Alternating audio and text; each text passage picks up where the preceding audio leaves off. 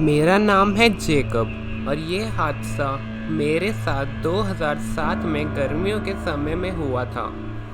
मैं पेशे से एक एमेच्योर राइटर था और अपने कॉलेज असाइनमेंट के लिए कुछ फिक्शनल इन्फॉर्मेशन गैदर कर रहा था। मेरी मुलाकात मैरी नाम की एक लेडी से हुई थी और उसके हस्बैंड से बात करके मैंने मैरी से मीटिंग अरेंज करवाई थी। मैरी के हस्बैंड का नाम था टेरेंस, जो कि 15 साल का था। मुझे मेरे कॉलेज असाइनमेंट के लिए एक अच्छी खासी अपॉर्चुनिटी मिल गई थी। मैं इस वक्त चिकागो में था और मीटिंग अगले ही हफ्ते फिक्स हुई थी। अच्छी बात ये थी कि मुझे चिकागो में अपने किसी अनरिलेटेड बिजनेस की वजह से रुकना था। एक हफ्ते बाद मैं तैयार होकर मैरी के घर पहुंचा और जैसे ही मैरी ने मुझे देखा, वो जल्दी से अपने बेडरूम में गई और उसने अपने आप को लॉक कर लिया। टेरेंस ने भी ये तमाशा देखा और मैरी मुझसे मिलने को मना करती रही। हम दोनों ने बेडरूम के बाहर खड़े होकर मैरी को आवाज़ लगाई, पर अंदर से रोने की आवाज़ आ रही थी। टेरेंस मैरी को शांत करवाने की कोशिश कर रहा था। मैरी रोने के साथ ही कुछ बोल भी रही थी, जो कि मैं अपनी बुक में नोट कर रहा था। मुझे उसके सारे बोले हुए शब्द समझ आ रहे थे और उन शब्दों से ये पता चल गया था कि मैरी किसी बहुत बड़ी मुसीबत में है। मुझे जो इन्फॉर्मेशन चाहिए थी वो मुझे मिल तो गई, बट उसे रीड करने के बाद मेरे पैरों तले ज़मीन खिसक गई। 1992 की बात है। मैरी एक सिस्टम ऑपरेटर थी Chicago based bulletin board system के लिए। जब उसने पहली बार smile.jpg को देखा था, जिसने उसकी लाइफ को पूरी तरह बदल दिया। मैरी और टेरेंस की शादी को सिर्फ 5 महीने हुए थे। मैरी उन 400 लोगों में से एक थी जिसने स्माइल डॉग को देखा था। दरअसल स्माइल डॉग की फ़ोटो एक हाइपरलिंक के द्वारा बुलेटिन बोर्ड सिस्टम पर पोस्ट हुई थी। जिन्होंने भी वो फ़ोटो देखी, कुछ को तो पता ही नहीं चला था और कुछ की तो डेथ ही हो गई थी। अब बात करते हैं 2005 की। इस समय में मैं 10th ग्रेड में था जब मुझे स्माइल डॉग के बारे में पता चला। मुझे ऐसी क्रीपी चीज़ों में बहुत इंटरेस्ट था और शायद से मैं लकी था कि मुझे रियल स्माइल डॉग की फ़ोटो नेट पर नहीं दिखी। उस टाइम पर लोग ये सब चीज़ों में बिलीव नहीं करते थे और यही सोचते थे कि ये सब फेक है। स्माइल डॉग की फ़ोटो नेट पर कहीं भी नहीं मिलती और अगर होती भी है तो वह असली वाली की तरह अफेक्ट नहीं करती। स्माइल डॉग एक इंटरनेट लेजेंड है जिसके बारे में लोग बहुत कम बातें करते हैं और कुछ तो अपनी स्टोरी बताने तक तो जिंदा भी नहीं रहे। मैरी की स्टोरी समझने के बाद मुझे इतना तो यकीन हो गया था कि स्माइल डॉग रियल है, पर मुझे एक बात अभी भी खा रही है कि मैरी अब तक जिंदा कैसे है। मैंने इंटरनेट पर थोड़ी रिसर्च करी और मुझे पता चला कि मिड 90s में एक हैकर ने यूज़नेट नाम की वेबसाइट पर स्माइल डॉग की फ़ोटोज़ लीक करती थी और जिन लोगों ने भी वो देखी उनका पता नहीं चला। शायद से मैरी के पास भी वही फ़ोटो आ गई थी। जो भी स्माइल डॉग के विक्टिम्स थे उन्होंने उसकी फ़ोटो को डिस्क्राइब करा। फ़ोटो में एक डॉग है जो कि साइबेरियन हस्की है और एक अंधेरे से कमरे में बैठा हुआ है। वो डॉग एक बड़ी सी क्रीपी स्माइल पास कर रहा है और उसके दांत लंबे और थोड़े इंसानों जैसे हैं। वो डॉग को देखकर लगता है जैसे कि वो हमें ही देख रहा हो।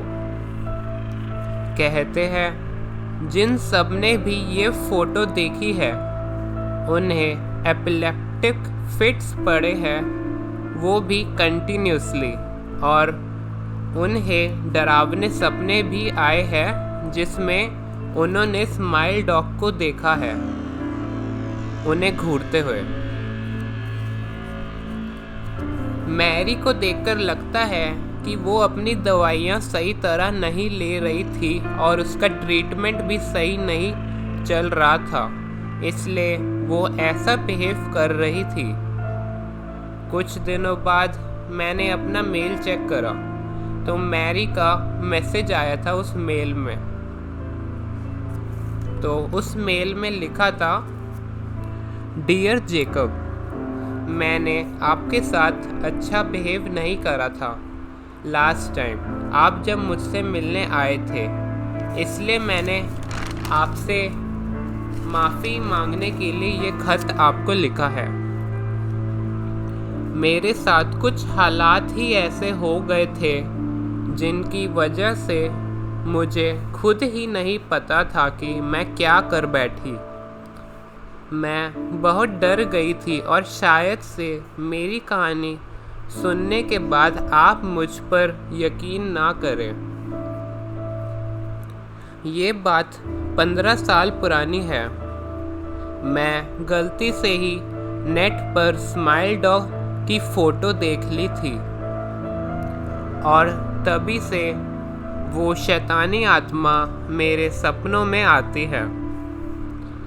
सुबह के टाइम भी मुझे वही स्माइल डॉग दिखाई देता है और मुझे बहुत डर लगता है। वो हमेशा मेरे सपनों में आकर एक ही बात कहता है, स्प्रेड द वर्ड। इस लाइन से मुझे ये पता चल जाता है कि वो चाहता है कि मैं ये फ़ोटो smile.jpg किसी और को दिखाऊं ताकि वो भी मेरी तरह सफ़र करे। इस हफ्ते मुझे एक मेल आया जिसमें 3.5 इंच की फ्लॉपी डिस्क थी और मुझे पता था कि उसमें क्या है। मैंने बहुत समय तक स्माइल डॉग की बातों पर गौर किया और ये सोचा कि मैं वो फ़ोटो अपने हस्बैंड टेरेंस को दिखा सकती हूँ, पर मुझे ये गलत लगा और मैंने 15 सालों तक हार ना मानकर इस दर्द को सहती रही। मेरे जो ऑफिस में कोवर्कर्स थे जिन्होंने भी स्माइल डॉग की फ़ोटो देखी थी, उनका पता नहीं चला और कुछ ने तो सुसाइड ही कमिट कर लिया। जब मुझे पता चला कि तुम मुझसे मिलने आ रहे हो तो मैंने सोचा क्यों न मैं तुम्हें स्माइल डॉग की फ़ोटो दिखा दूँ और उस शैतानी आत्मा से मुक्त हो जाऊँ। मुझे तुम एक कंप्लीट स्ट्रेंजर लगे, इसलिए मैंने ये सोचा था। मुझे मेरी गलती के लिए माफ़ कर दो। शायद से मैं अब ज़्यादा दिनों तक ज़िंदा ना रहूं। Yours sincerely, Mary. Next month, okay. मुझे मैरी के हस्बैंड ने कांटेक्ट करके बताया कि मैरी ने खुदकुशी कर ली है। ये सुनने पर पहले मुझे इस पर विश्वास नहीं हुआ, लेकिन फिर मैंने न्यूज़पेपर चेक करे तो ये बात सच साबित हुई कि मैरी ने वाकई में खुदकुशी करी थी। मुझे इतना तो विश्वास हो गया था कि स्माइल डॉग रियल है और जितना उससे दूर रह सकता हूँ उतना मेरे लिए अच्छा है।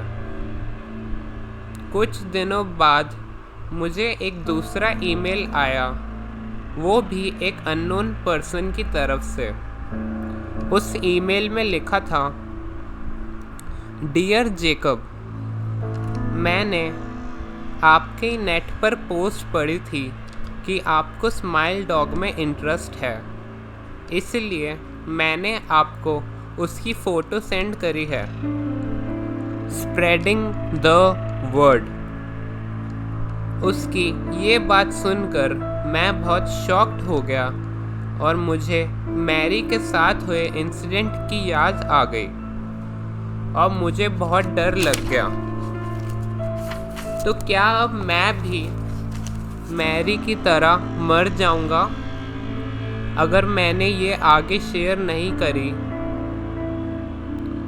और मेरा अब क्या फेट होएगा?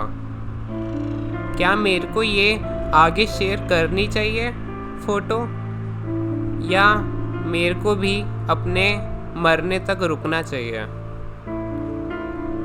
ओके गाइस, मेरा नाम है जैवेश। आपको मेरी स्टोरी कैसी लगी लिख कर मुझे कमेंट्स में बताना। And if you like this video so like, share and subscribe. मैं आपके लिए ऐसी और भी वीडियोस बनाता रहूँगा। तब तक के लिए अलविदा। See you in the next video.